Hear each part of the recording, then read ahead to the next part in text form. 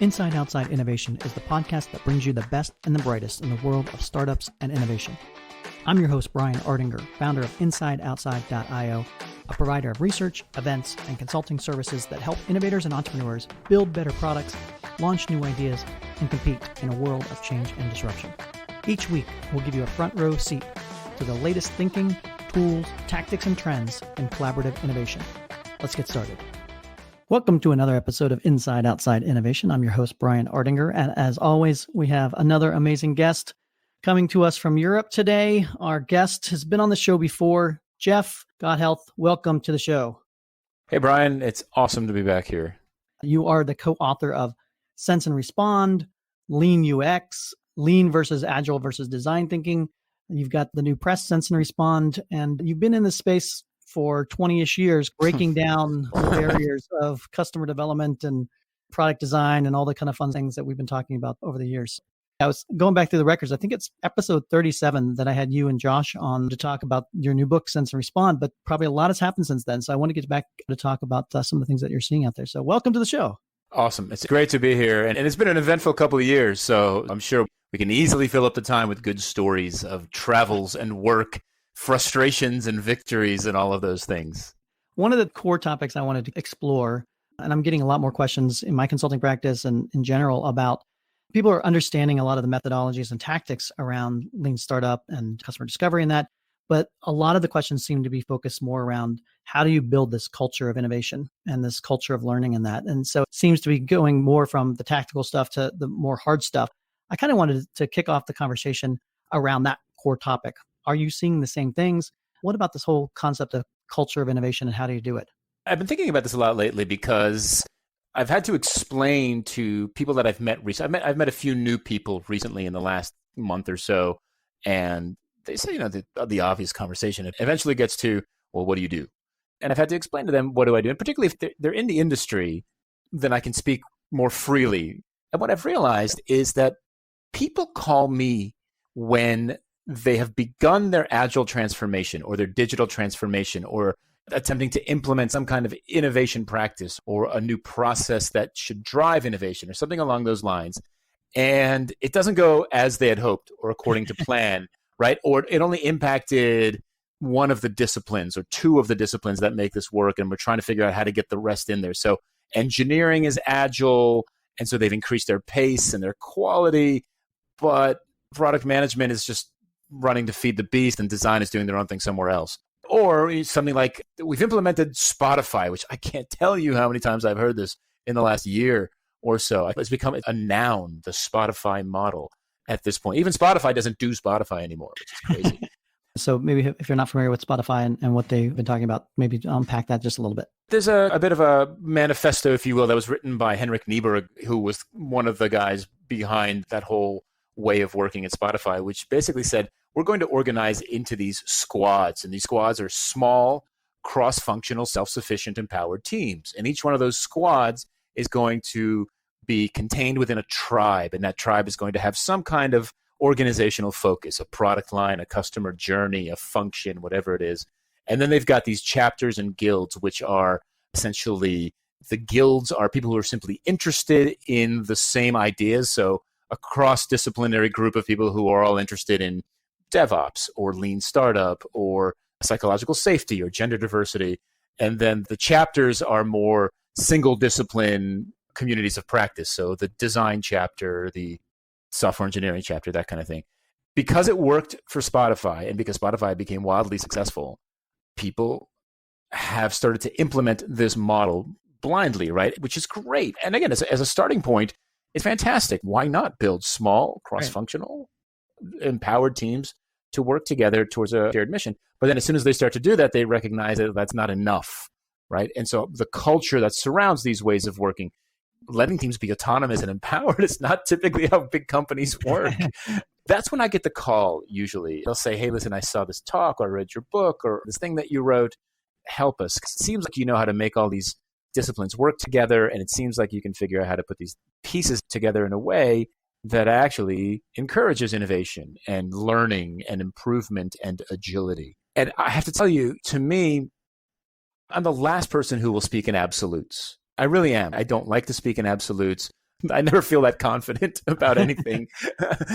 But the thing that I see, if I was to nail it, building a culture of innovation down to one core thing, it's shifting the management of the organization from outputs to outcomes. Now, I know you've heard this phrase. I know other people say this phrase, and I know it sounds cliche and maybe tired, but to me, this is the key to success.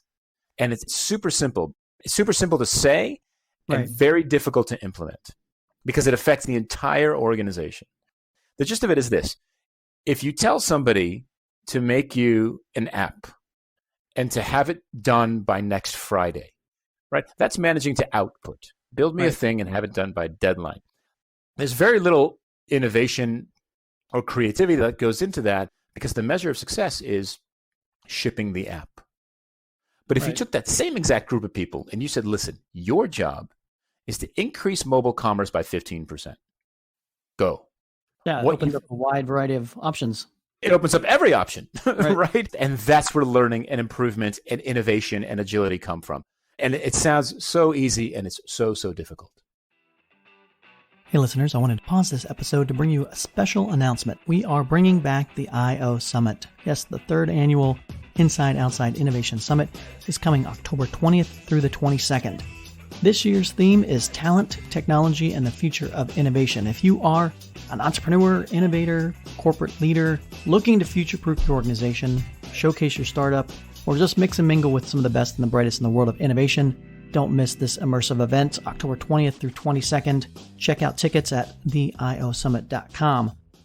Is it a matter then of almost changing just the incentive structure? And again, changing not even the incentives of like how much you get paid or what you're being measured on, but the specific outcome that you're trying to have. And if you just, that change of framework, that change of mindset, does that go a long way at helping to switch a lot of this or alleviate some of these problems you're seeing?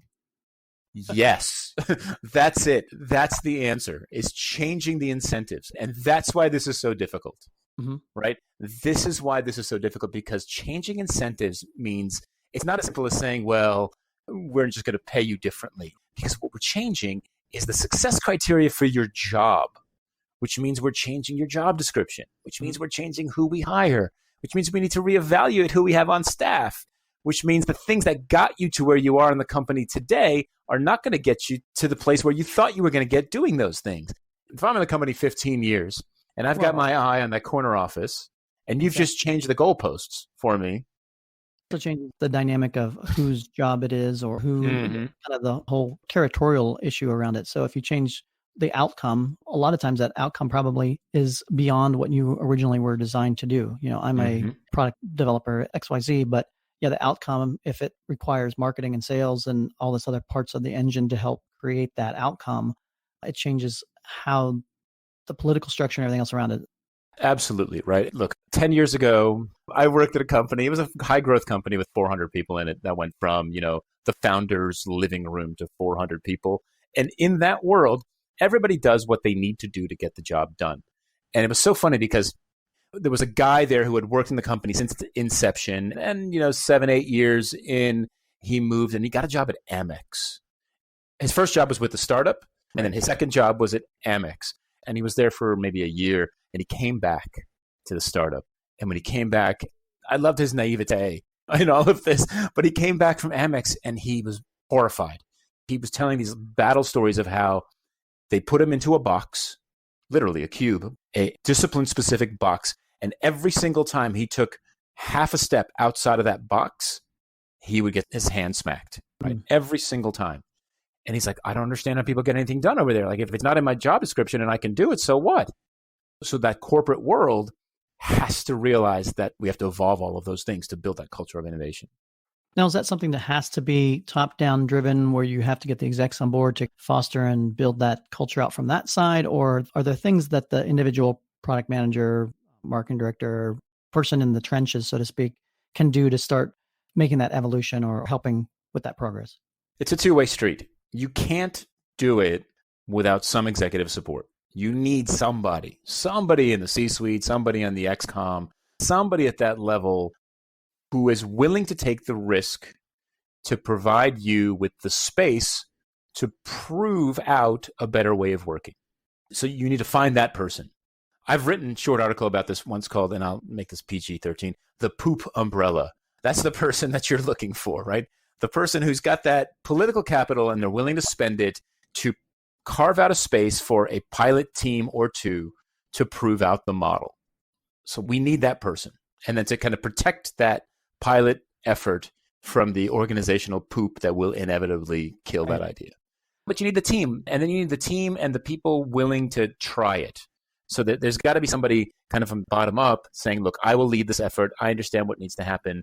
Let me drive it. And so when that top down, bottom up meet, there's an opportunity to compartmentalize the risk of this transformation, of this change, and to build evidence for its validity and ultimately for its scalability. How are you dealing with or seeing people dealing with the problem of they've got some executive support, they're taking on more experiments or challenges with smaller teams.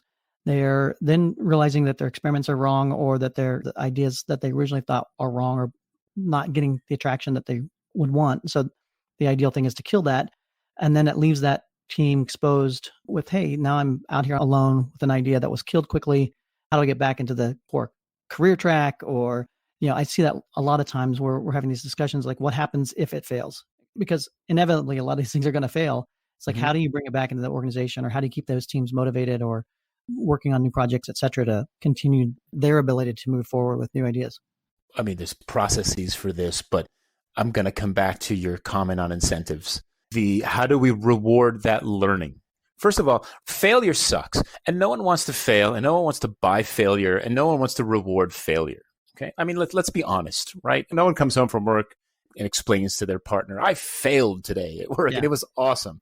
But hey, you know what? I learned something super interesting today. That's a completely different conversation. And who would be against that, right? Generally speaking, that is a far better use of words. So how do we reward learning? And how do we reward learning in a way that refocuses our efforts on ideas that are most likely to succeed?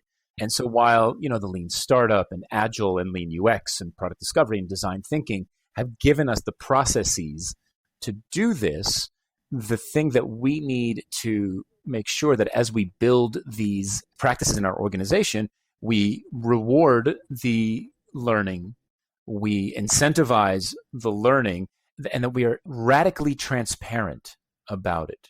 Because the more that other people can see that, hey, we tried this thing and it didn't work. We found out in 3 weeks, we killed the idea. We learned something that actually helped us pick a better idea, and we're moving forward. Not only did no one get fired, but we actually got rewarded or praised or held up as a model for the organization for it. That means I can do that too. Yeah. And so that's part of building that culture is being transparent that this stuff is taking place. Yeah, I think that's overlooked a lot of times, that storytelling that has to come out of it, because it's a different type of storytelling that most corporate folks are used to telling. They're used to spinning it for the best and making it appear like everything's up and to the right, but having both the courage and space to be able to tell different stories around what we learned. And, obviously, like you mentioned, failure's not great, and failure due to incompetence is different than failure because we thought something differently. We found out something that we learned that was different from our original assumptions.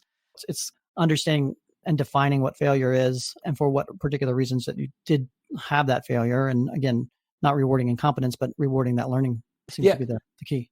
And let's not overlook branding and marketing of these efforts. Yeah. Right? There's a reason why when GE brought Eric Ries in, they didn't call it Lean Startup in the Enterprise or Lean Startup at Scale, and they rebranded it FastWorks. Mm-hmm. ING has got their name for it, which escapes me right now. Every one of these groups has their own brand name for it. And so branding and marketing for these efforts is important, and really focusing on the positive aspects of this way of working, right? So again, not failure, but learning.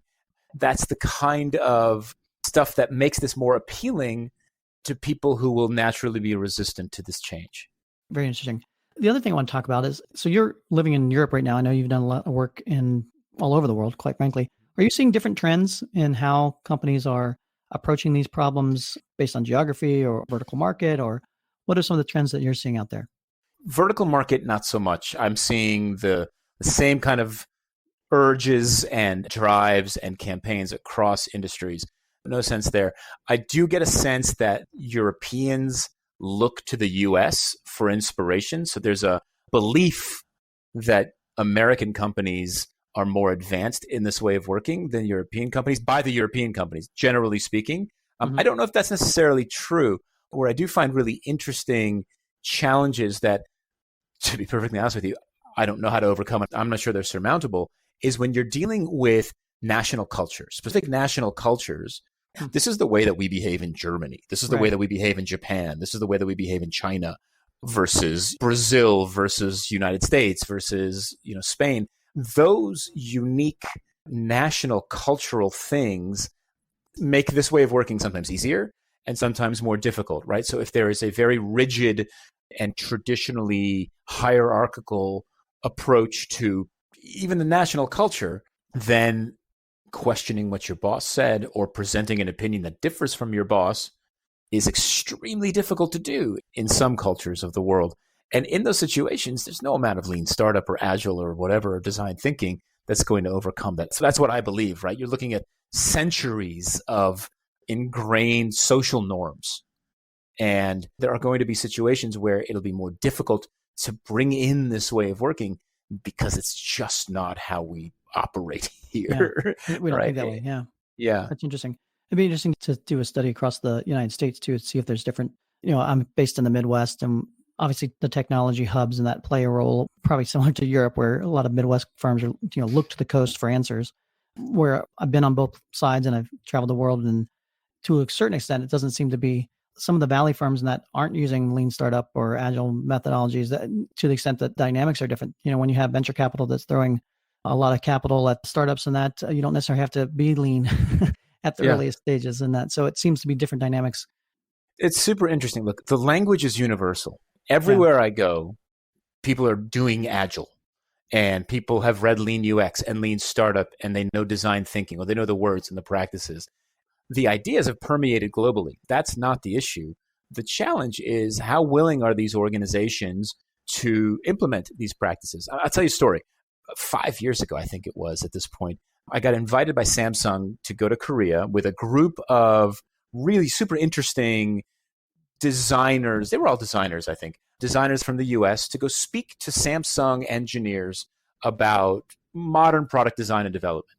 And we all gave talks to these engineers. And there was this kind of side conversation where myself and two other folks who came with us got pulled into a lunch with their mergers and acquisitions team. And the main question they had for us was this. They said, we buy a handful to 10 to 15 different startups every year. And as soon as the golden handcuffs expire, the founders split. They never stay. Why don't they stay? And we explained to them that these are folks who are entrepreneurial. They need space to think and to work and to challenge and to iterate and to, be spontaneous and creative and follow a bit of instinct, a bit of feedback, a bit of evidence, but providing them with this rigid structure, they're not going to thrive in that. And they looked at me and they looked at my colleagues I was with, and they said, okay, we'll let them go. Right? Like, basically, right? Because look, 250,000 people work at Samsung. And for the, let's say, 500 people they acquire every year, they're just not going to change the culture for those folks. It's too much. So they let them go. So that's an excellent question, because we've seen obviously the trend in corporate innovation folks to look outside to startups, and whether it's, creating a hackathon or investing in startups and that, what are some of the things that you're seeing out there that seem to be maybe helping to bridge the continental divide between startups and corporates, and how both interact and work and can create value in an innovation ecosystem? I have seen a lot of failure in organizations who spin up some kind of innovation lab. Call it whatever you want, right? But at the end of the day, it's a separate group of people who get to work in whatever they want, whatever way they want, on a forward-looking ideas, kind of big leap, big thinking ideas. And I've seen those fail time and time again. And my belief is that they failed because the organization that spawned these labs didn't think about the what-if case, the positive what-if case. What if these folks stumble onto a good idea? Right. What do we do then? Because that is where this breaks, believe it or not.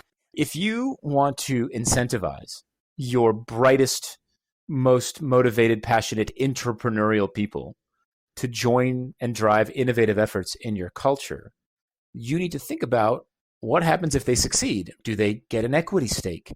in this? Do we roll the product that they come up with back into the mothership and try to productize it and integrate it with IT, which is a recipe for death? To me, what I've seen happen is organizations spin up these labs, run into those issues or a variety of issues, and then absorb those folks back into the mothership in an effort to enrich the DNA of the whole corporation. It's a downer for morale. I think it's a failure, frankly, of forward thinking. So the question is, how do you create the kind of innovation path?